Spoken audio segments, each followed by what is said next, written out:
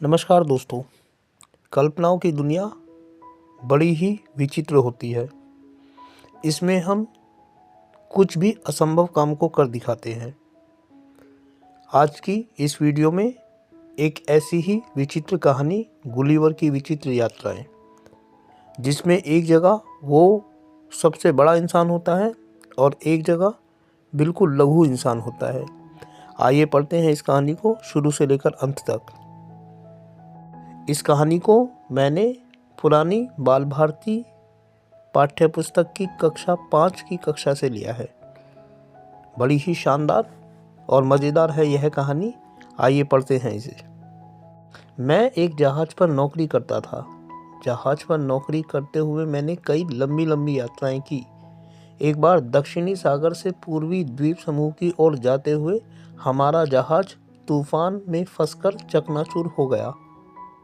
सौभाग्य से मैं तैरकर किनारे आ लगा और चक्कर वहीं लेट गया। जब मेरी नींद खुली तो मैंने अपने आप को मैं एक जहाज़ पर नौकरी करता था। जहाज़ पर नौकरी करते हुए मैंने कई लंबी लंबी यात्राएं की। एक बार दक्षिण सागर से पूर्व द्वीप समूह की ओर जाते हुए हमारा जहाज़ तूफान में फंसकर चकनाचूर हो गया। सौभाग्य से मैं तैरकर किनारे आ लगा और थककर वहीं लेट गया। जब मेरी नींद खुली तो मैंने अपने आप को पतले पतले धागों से बंधा पाया। मैं आश्चर्य में पड़ा सोच रहा था कि कोई चीज़ मेरे पैरों पर रेंगती रेंगती मेरी छाती पर आ खड़ी हुई। यह एक मानव आकृति थी, छोटी सी, लगभग एक बालिश्त ऊंची। दोस्तों, आप गुलिवर को बड़े आकार में देख सकते हैं और छोटे छोटे लोगों को उसकी छाती पर सीढ़ी लगाकर चढ़ते हुए भी देख सकते हैं। आप देख सकते हैं कि किस तरीके से उसे रस्सी में बांधा गया है। कुछ देर बाद उसी प्रकार के सैकड़ों प्राणी मेरे शरीर पर चढ़ आए। मैं जोर से चिल्ला उठा, कौन हो तुम? मेरा चिल्लाना था कि वे लोग लुढ़कते पुढ़कते और चीखते चिल्लाते भागे। इसके बाद मैंने उठने का प्रयत्न किया तो कुछ धागे टूट गए। यह देख उन लोगों ने मेरे ऊपर सुई जैसे पतले पतले तीरों की वर्षा शुरू कर दी। मैं समझ गया कि चुपचाप लेटे रहने में ही भलाई है। अब उन अद्भुत प्राणियों ने तीर बरसाना बंद कर दिया। उनमें से एक कुछ दूर ऊंचाई पर खड़े हो जोर जोर से चिल्लाकर कुछ कहने लगा। मैंने हाथ हिलाकर उसे समझाने का प्रयत्न किया कि मैं उसकी भाषा नहीं समझता। फिर बार बार अपना हाथ मुंह की ओर ले जाकर मैंने इशारा किया कि मैं भूखा हूँ। वह मेरा इशारा समझ गया। बस फिर क्या था, मेरे मुंह के पास सीढ़ी लगा दी गई और सैकड़ों लोग टोकरियों में खाने का सामान ला लाकर मेरे मुंह में उड़ेलने लगे। जब पानी पीने का इशारा किया तो उन्होंने कई पीपे मुंह में उड़ेल दिए। उन्हें आश्चर्य हो रहा था कि मेरा पेट है या कुआं। थोड़ी देर में ही मेरी पलकें भारी हो गई और मैं गहरी नींद में सो गया। खड़खड़ खड़खड़ की आवाज़ से जब मेरी नींद टूटी तो यह देखकर मेरे आश्चर्य का ठिकाना न रहा कि एक गाड़ी में रखकर मुझे कहीं ले जाया जा रहा है। उन छोटे छोटे लोगों की एक विशाल भीड़ हथियार लिए मेरे दाएं बाएं चल रही थी। मैं समझ गया कि मुझे कैद कर लिया गया है। मुझे वहां पहुंचते ही लिलीपुट वासियों की एक विशाल भीड़ मुझे देखने के लिए उमड़ पड़ी। मेरे पहाड़ जैसे शरीर को देखकर सब लोग आश्चर्यचकित थे। लिलीपुट के बादशाह ने मुझे एक पुराने मंदिर में कैद कर लिया। संभवतः राजधानी में यही एक ऐसा स्थान था जिसमें मैं झुककर घुस सकता था। शेष मध्याह्न तो खिलौने जैसे थे। जिस तरह से लोग मेरे विशाल शरीर को देखकर आश्चर्यचकित थे, उसी तरह मैं भी उनकी छोटी सी दुनिया को देखकर हैरान था। कुछ शरारती लोग मुझ पर तीर चलाने लगे। तीर मेरी बाईं आंख पर लगा। यह देख सिपाहियों ने एक व्यक्ति को गिरफ्तार कर मुझे सौंप दिया। 5 को तो मैंने अपने कोट की जेब में रख लिया और एक को उंगलियों में पकड़कर अपने की मुंह की ओर ले जाने लगा। वह मारे भय के बुरी तरह चीखने लगा। मैंने उन सबको जमीन पर छोड़ दिया। छुटकारा पाते ही वे गिरते पड़ते वहां से भागे। इस बात का उन लोगों पर अच्छा असर पड़ा। बादशाह ने जब यह सुना तो उसने भी मेरी प्रशंसा की। राज दरबार के कुछ व्यक्ति मेरे भोजन पानी के खर्च को देखकर सोचने लगे कि इससे देश में अकाल पड़ जाएगा। वे विषैले तीरों से मेरी हत्या कर देना चाहते थे, परंतु सौभाग्य से बादशाह उनकी बातों में नहीं आया। उसने मेरे भोजन पानी का सारा उत्तरदायित्व अपने ऊपर ले लिया और 6 विद्वानों को मुझे उस देश की भाषा सिखाने पर नियुक्त कर दिया। कुछ दिनों में मैंने उन लोगों की भाषा सीख ली। मेरे स्वभाव और व्यवहार से वे लोग बहुत खुश थे। अब वे निडर होकर मेरे पास आते। कभी वे मेरे सिर पर उछलते कूदते और कभी नाचने लगते। बच्चे तो मेरे बालों में आंख मिचौली खेलते रहे। इस तरह मैं सबका खिलौना बना हुआ था। एक दिन मैंने बादशाह से अपनी मुक्ति के लिए प्रार्थना की। उसने मुझे इन शर्तों पर मुक्त करना स्वीकार किया कि मैं बादशाह की आज्ञा के बिना कहीं आ जा नहीं सकूंगा और किसी देश से युद्ध छिड़ जाने पर मैं लिलीपुट वासियों की सहायता करूंगा। कुछ दिन बाद मुझे ज्ञात हुआ कि पड़ोसी देश ब्लेफुस्कू के बादशाह ने एक शक्तिशाली जहाजी बेड़ा तैयार कर लिया है और वह लिलीपुट पर चढ़ाई करने का अवसर देख रहा है। शर्त के अनुसार मैंने उन लोगों की सहायता करने की एक योजना बनाई। कुछ रस्सियां और कांटे लेकर मैं ब्लेफुस्कू की खाड़ी की ओर चल दिया।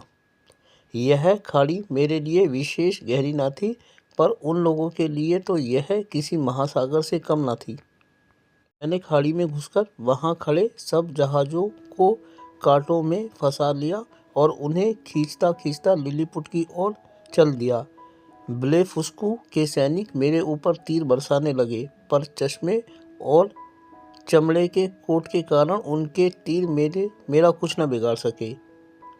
ब्लेफुस्कू के जहाज़ों को खींचकर जब मैं लिलीपुट की खाड़ी में ले गया तो वहां के बादशाह और लोगों ने प्रसन्नता से उछल उछलकर मेरा स्वागत किया।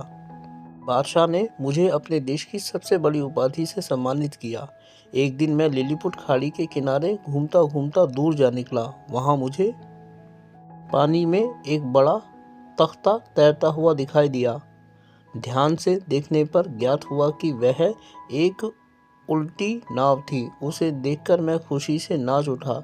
यह नाव नहीं, मेरी आशाओं का दीपक था। दोस्तों, गुलिवर को आप ब्लेफुस्कू के जहाज़ों को खींचते हुए देख सकते हैं। खूबसूरत से इस चित्र में आप अपने बचपन को याद कर सकते हैं। कुछ दिन बाद मैंने बादशाह से अपने देश जाने की आज्ञा मांगी। उन्होंने मुझे बड़े प्रेम से विदा किया और बहुत सी भोजन सामग्री मेरी नाव पर लदवा दी। सौभाग्य से रास्ते में मुझे एक जहाज़ दिखाई दिया। यह देख मेरी प्रसन्नता का ठिकाना ना रहा। जहाज़ के नाविकों ने मुझे ऊपर ले लिया। वह मेरे ही देश का जहाज़ था। लिलीपुट से लौटकर 2 महीने तक मैं घर पर ही रहा। उसके बाद मुझे जहाज़ पर काम मिल गया। कुछ दिन बाद हमारा जहाज़ हिंदुस्तान के लिए रवाना हुआ। अफ्रीका महाद्वीप के पश्चिमी किनारे पर चलते चलते हम उत्तरमाशा अंतरीप पहुँचे। उत्तरमाशा अंतरीप से पूर्व की ओर चलते हुए हमारा जहाज़ तूफान में फंसकर रास्ता भूल गया और भटकते भटकते एक टापू के पास पहुंचा। नाविक तो जहाज़ की देखभाल में लग गए और मैं अपने कुछ साथियों के साथ नाव लेकर पानी की तलाश में टापू की ओर चल दिया। मुझे पानी कहीं ना मिला। पेड़ की ठंडी छाया देख मैं वहीं लेट गया।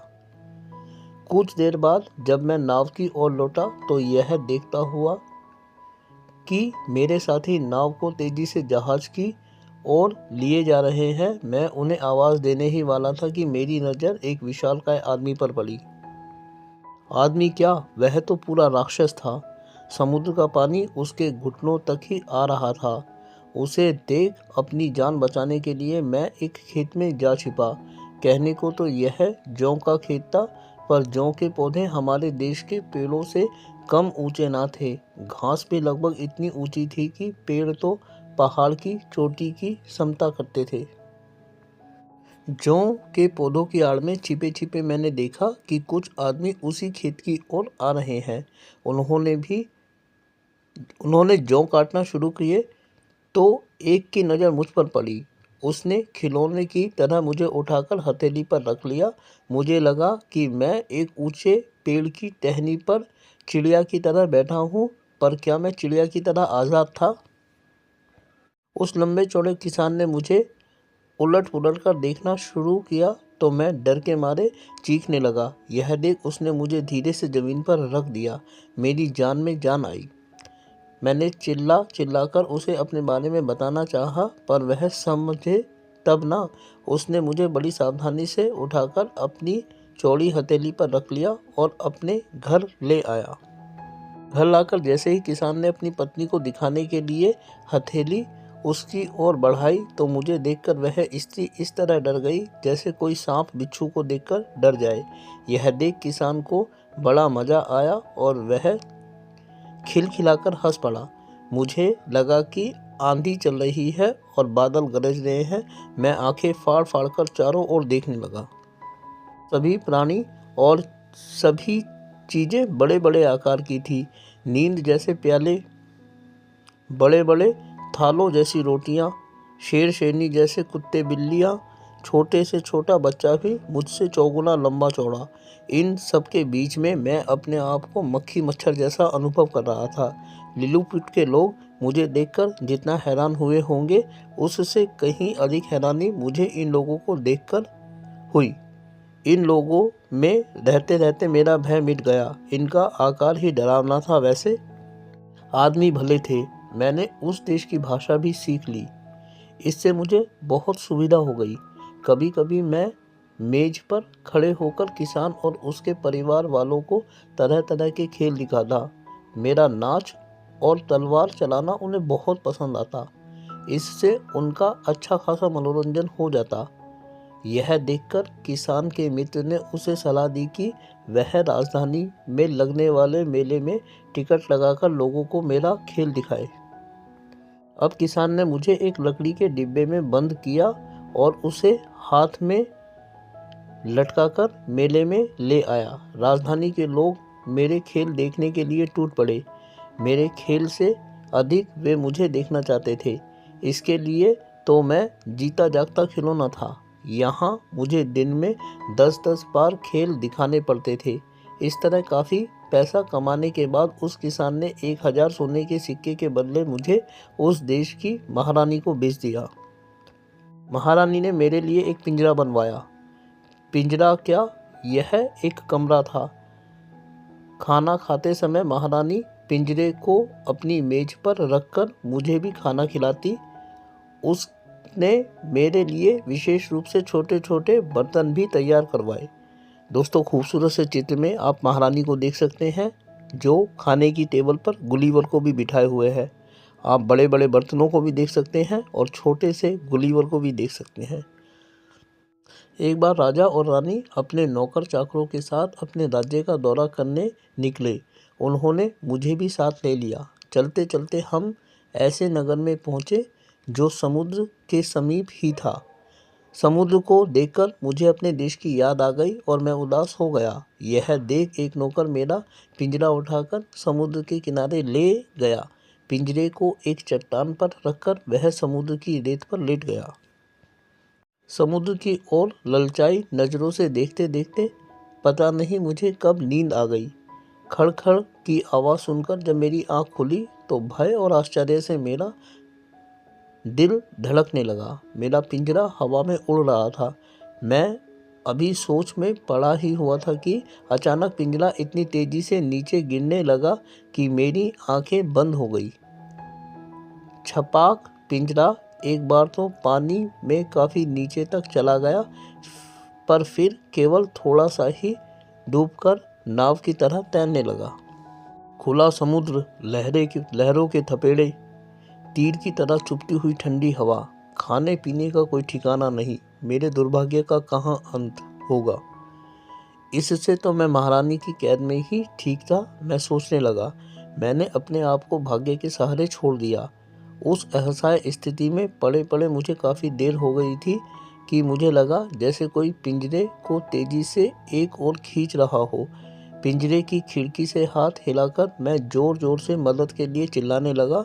जब जवाब में मैंने अपने देश की भाषा सुनी तो मेरा रोम रोम खिल उठा।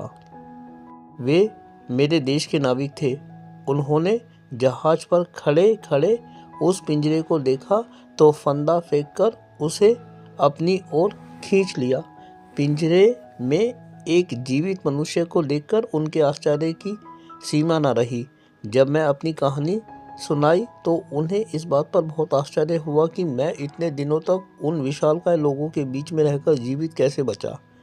मैं अब भी जब उन विचित्र लोगों के बारे में सोचता हूँ तो उनके प्रति एक अनोखी ममता से भर उठता हूँ।